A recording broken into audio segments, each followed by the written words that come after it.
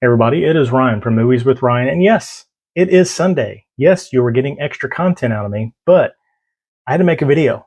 The RAD Pack, Mel from My Killer Podcast, Justin from Movie Watch Daily, and Garrett from Born to Be Rad put out a challenge to the community. They said, hey, what are the RAD 9 movies that you watched or made you as a kid? So I figured I'd throw my hat in the ring, make a video, and show off the 9 titles I used to watch all the time as a kid, or I rented as a kid, or were my favorite movies as a kid. Stay tuned.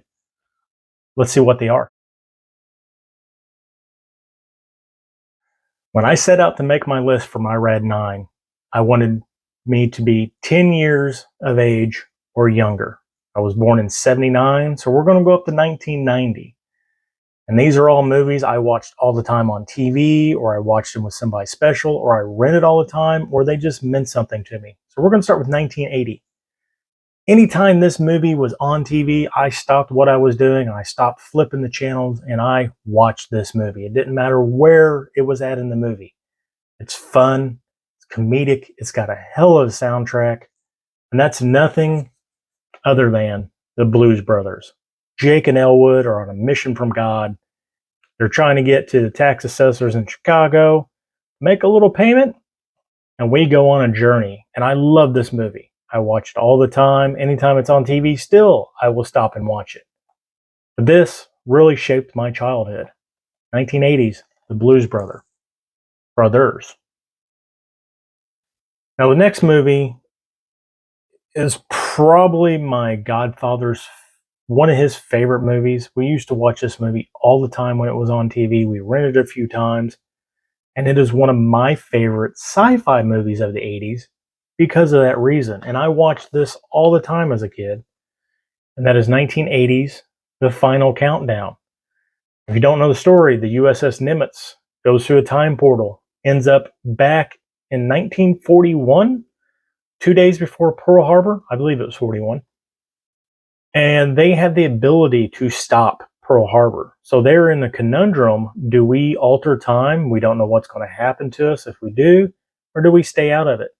And I just love what these people are put in. And this movie may not be the best movie, but I really love it for the reasons I mentioned before. And it's just a fun time. So The Final Countdown. 1984, 5 years old when this movie came out, and I must say, it put me on a trajectory of my movie watching, my movie choices as an adult. And I didn't like horror growing up. When this movie came out, I found something that I really, really liked, and that was martial arts. And that would be nothing other than The Karate Kid. Ralph Macchio, Mr. Miyagi, Daniel and Ralph, or Mr. Miyagi. I guess Ralph Macchio is correct, but you know what I mean. Anyway, when this came out, Bruce Lee had already had an impact on American martial arts. There was already martial arts dojos around, but Karate Kid really accelerated that. And in my area, they really started popping up. And I wanted to do karate as a kid. My mom wouldn't let me. But if it wasn't for this movie, I wouldn't have started watching martial arts like I did. It wouldn't have led me into the Asian movies I love now. But The Karate Kid, I consider this an almost perfect movie. I love the story in this. You know, a master takes a young kid under his wing to show him the path of the right way. The fight scenes in these things are okay, but overall, the story that it tells is great, and I love it. Again, due to The Karate Kid is the reason why I watch a whole lot of Asian cinema now. That was 84. 85, another perfect movie came out. Christopher Lloyd, Michael J. Fox, Back to the Future. Again, to me, this is a perfect movie. It's a fun time. They got to go back to the past to come to the future, change things for the better. And the storyline's great. The characters in it are great. The detail in it's great. And 2 and 3 back up 1 so greatly. But I watch this movie all the time. It is a classic. And again, it is one of my, what I consider perfect movies. And I could not believe, or I could not never have this on some sort of list. So Back to the Future. I guess you want to see the steelbook maybe? I can get it out of here. It's just the front end of the car, the film on the back. But I love this movie. So for 1985, a RAD 9 movie that made me, Back to the Future. And the next one I'm going to cheat on. I'm going to actually show two movies. They came out in 86 and 87. Now, if you were the child of the 80s like I was, and you were a boy, there were probably two toys you played with the most. You either played with G.I. Joes or Transformers. And when these two movies were announced, I was excited. I loved G.I. Joe. I loved Transformers. I liked playing with the G.I. Joes more than I did the Transformers because I didn't have a whole lot of Transformers, but I had a ton of G.I. Joes. But I loved the Transformers movies way more than I liked the G.I. Joe movie. But to be a kid in the 80s, to see the toys that you played with and worlds that you created come alive onto the big screen, it was a fantastic feeling. And Transformers movie, it did make me cry. First 15 minutes, they killed off all the original Autobots pretty much so they could make way for the new toy line, and it was a shock. But yes, a movie that made me, or movies that made me, were toys that I played with, G.I. Joe the movie and Transformers the movie, 86 and 87. Moving on to 88, I was introduced to a new director, Tim Burton. I was introduced to Michael Keaton, and that's none other than Beetlejuice, a crazy story about two people in love, married, they die, they come back to their house to find that it's been sold, and they gotta haunt them out of it, and they recruit Beetlejuice, I've said it twice now, to get them out. And this is just one heck of a ride. Should a kid been watching this? Probably not, because it's on the verge of a little adulty in some things, but this movie is fantastic. I watched it all the time and introduced me to a bunch of new people, a new director, new actors, and all that. And I must say, it's one heck of a time. Beetlejuice is probably one of the staple comedies of the 80s. And that comes in my RAD 9.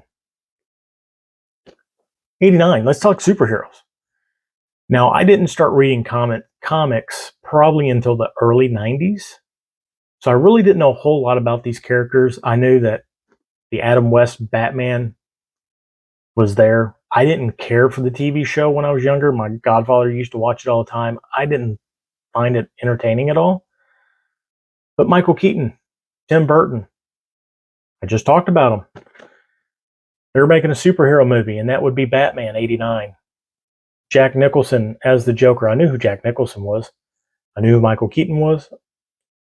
Love this movie. This is my Batman. And this goes by era to era, movie to movie, depending on what age you were when you first got into Batman and what you watched. That's usually your Batman. But this is almost a perfect movie, I think. Again, 80s movies, there's a lot of almost perfect 80s movies. But Batman, 89. Michael Keaton killed it. Jack Nicholson killed it. And this is just overall a great movie. And again, it's my Batman. And I watched this all the time. This really got me into superheroes. Actually, it probably got me into reading comics at the time too. But I must say, it's got to be in my RAD 9. This shaped my superhero section of my childhood. Next, we're down to the final two, number 8 and number 9. This next one, people are going to be like, what movie is this? This was my most rented movie as a kid. We used to have this little shop by our house called West Side Video. They did, during the week, 3 movies, 3 days, $3. Monday, Tuesday, Wednesday, or Thursday. You couldn't rent them on Friday, Saturday, or Sunday. I know, it's kind of weird. But every time I would rent 3 movies, this would always be one of them. And it stars Nicolas Cage, Tommy Lee Jones, and that is Firebirds. And you're like, well, Ryan, what is Firebirds? It's just Top Gun, only with Nicolas Cage and Apache helicopters instead of fighter jets. Fun time. I really didn't know much about Nicolas Cage at the time, but he was kind of unhinged in it. It was kind of comedic, but the action in it was good. They're fighting drug cartels in South America. There's another helicopter pilot on the bad guy side that they're like engaging, and he's taking out their people, and it's a back and forth. But again, my most rented movie. I watched this, I don't know how many times as a kid, but I know I rented it a lot. Like I said, it had to be my most rented movie as a child. So Firebirds, 1990. And rounding out my RAD 9, Again, I had G.I. Joe, I had Transformers on here, but another toy of the later 80s, if you didn't have them as a kid, you probably weren't cool, but that was the Ninja Turtles. They're like, hey guys, we're making a live action Ninja Turtle movie. And I was excited. And this had to be one of my favorite movies, starting off the 90s, and that is the Teenage Mutant Ninja Turtles. Movie is fun, it's action packed, it's comedic, and again, you go from toy line to the movie. It was fantastic seeing those on screen for the first time, and it was just amazing. But I love the Ninja Turtles. It definitely rounds out my Rad 9 of my childhood of movies that I loved, that I watched all the time. You can't beat that. So that's my Rad 9. I want to thank the RAD Pack for putting this community challenge out there. This is my Rad 9, my childhood picks. This is Ryan. Movies with Ryan. Until I see you again, have a fantastic night.